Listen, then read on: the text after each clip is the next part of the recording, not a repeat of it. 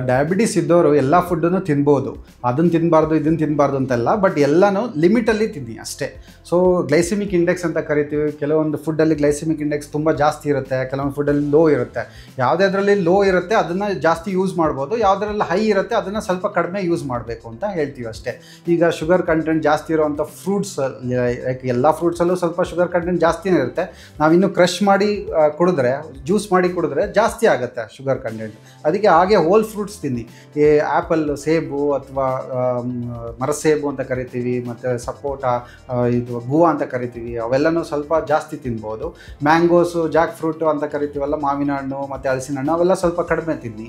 ಅದ್ರ ಜೊತೆಗೆ rice, white ರೈಸ್ನ ಸ್ವಲ್ಪ ಕಡಿಮೆ ಮಾಡಿ, ಲೈಕ್ ಪಾರ್ಬಾಲ್ಡ್ ರೈಸ್ ಆಗಲಿ ಅಥವಾ ರೆಡ್ ಬ್ರೌನ್ ರೈಸ್ ಆಗಲಿ ಅದನ್ನು ಸ್ವಲ್ಪ ಜಾಸ್ತಿ ತಿನ್ಬೋದು. ಯಾವುದೇ ಫುಡ್ ಆದರೂ ಅಷ್ಟೇ ಒನ್ ಟೈಮ್ಗೆ ಅಷ್ಟೇ ರಿಸ್ಟ್ರಿಕ್ಟ್ ಮಾಡಿ, ಆ್ಯಂಡ್ ಒಂದೇ ಸರಿ ಜಾಸ್ತಿ ಊಟ ಮಾಡಿಬಿಡಿ, ಸ್ಪ್ಲಿಟ್ ಮಾಡಿ ತೊಗೊಳ್ಳಿ.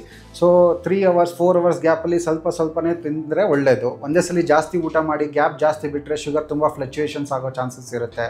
ಸೊ ಅದರಿಂದ ನಾವು ಎಷ್ಟು ಫುಡ್ ತಿಂತೀವಿ, ಯಾವ ಟೈಮಲ್ಲಿ ತಿಂತೀವಿ ತುಂಬ ಇಂಪಾರ್ಟೆಂಟ್ ಆಗಿರುತ್ತೆ. ಕೆಲವರು ಶುಗರ್ ಬಂದವ್ರಿಗೆ ರೈಸ್ ತಿನ್ನಲೇಬಾರ್ದು ಅಂತ ಹೇಳ್ತಾರೆ. ಆ ಥರ ಅಲ್ಲ, ಕೆಲವರು ವೈಟ್ ರೈಸ್ನ ತಿನ್ನಿ, ಬಟ್ ಒನ್ ಟೈಮ್ಗೆ ಸ್ವಲ್ಪ ಪೋರ್ಷನ್ಸ್ ಮಾತ್ರ ತಿನ್ನಿ.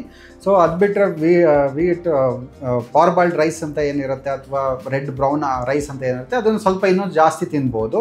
ಅದ್ರ ಜೊತೆಗೆ ಒನ್ ಟೈಮ್ಗೆ ರಾಗಿ ಯೂಸ್ ಮಾಡಿ, ಒನ್ ಟೈಮ್ಗೆ ಜೋಳ ಯೂಸ್ ಮಾಡಿ, ಈ ಥರ ಬೇರೆ ಬೇರೆ ಥರದ್ದಿರಲಿ, ಒಂದೇ ಥರದ್ದು ಮಲ್ಟಿಪಲ್ ಟೈಮ್ಸ್ ಯೂಸ್ ಮಾಡೋಕ್ಕೆ ಹೋಗ್ಬೇಡಿ.